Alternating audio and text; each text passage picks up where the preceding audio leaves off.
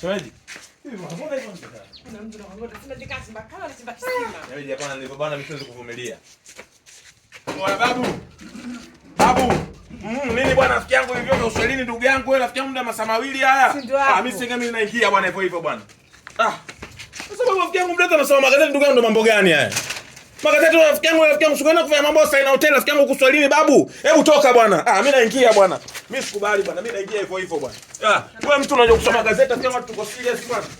Hebu toka bwana.